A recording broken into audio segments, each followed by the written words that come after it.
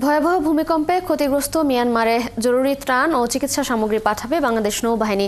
সকালে নেভাল বার্ড থেকে নৌবাহিনী প্রধানের উপস্থিতিতে বানৌজা সমুদ্র অভিযান চট্টগ্রাম ছেড়ে যাবে। গত 28শে মার্চ মায়ানমারে ভয়াবহ ভূমিকম্প হয়েছে। এই ভূমিকম্পে ব্যাপক জানমালের ক্ষয়ক্ষতি হয়েছে।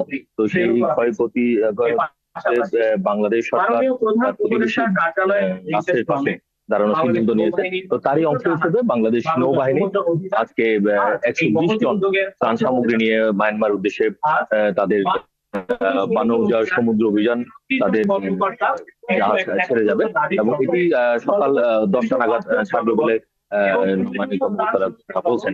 এই ত্রাণের মধ্যে রয়েছে তাঁবু, শুকনো খাবার, ওষুধ, জীবাণুনাশক এই বিষয়গুলো রয়েছে। আর আপনি জানেন যে যেহেতু এখন মিয়ানমারে বেশিরভাগ জায়গায় আসলে 7.7 মাত্রার ভূমিকম্পে অনেক বাড়িঘর ধ্বংস হয়েছে। ফলে জাতিসংঘের পক্ষ থেকে আসলে বলা হচ্ছিল যে ওই সময় তাদের বাসস্থানের যে সংকট, সেই বাসস্থানের সংকটের কারণে প্রচুর পরিমাণ তাঁবুর দরকার। তো তার কারণে আসলে এই 120 টনের মধ্যে প্রায় 90 টনেই তাঁবু রয়েছে এবং তার সাথে রয়েছে পোশাক এবং ওষুধপত্র, খাদ্য সামগ্রী এগুলো রয়েছে।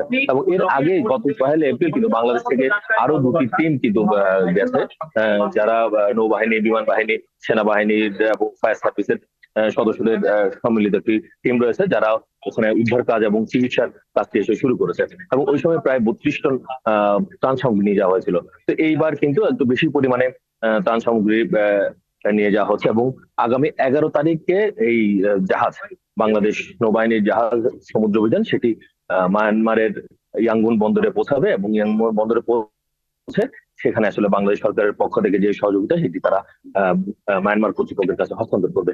বাংলাদেশ সরকার সবসময় মনে করে যে তার আশেপাশে যে প্রতিবেশীরা আছে এবং তাদের যে দুঃসময়, এই দুঃসময়ে কিন্তু বাংলাদেশ সবসময় মানবিক সহায়তা নিয়ে আছে, তাদের পাশে দাঁড়ানোর চেষ্টা করেছে। এবং আজকে যে নৌবাহিনীর জাহাজটি যাচ্ছে এবং বাংলাদেশ সরকারের নাম দিয়েছে মানবতার জাহাজ, সেই মানবতার জাহাজে করে আসলে প্রতিবেশী দেশের যে দুর্যোগকালীন যে সময়, সেই দুর্যোগকালীন সময় বাংলাদেশ সরকার তাদের পাশে দাঁড়ানোর চেষ্টা করছে। এবং আগামীতেও আসলে এরকম করে বাংলাদেশের প্রতিবেশী কোনো দেশ যদি এরকম দুর্যোগের মধ্যে পড়ে, বাংলাদেশ সরকার সবসময় তাদের সাহায্যের হাত বাড়াবে। এবং এর আগেও কিন্তু আমরা দেখেছি যে শ্রীলঙ্কা, মালদ্বীপ, ফিলিপাইন সহ বিভিন্ন দেশে যখন আসলে এরকম ঘূর্ণিঝড় বা মানব বিপর্যয় ঘটছে, তখনই আসলে বাংলাদেশ সরকার সবসময় তাদের পাশে দাঁড়িয়ে আছে।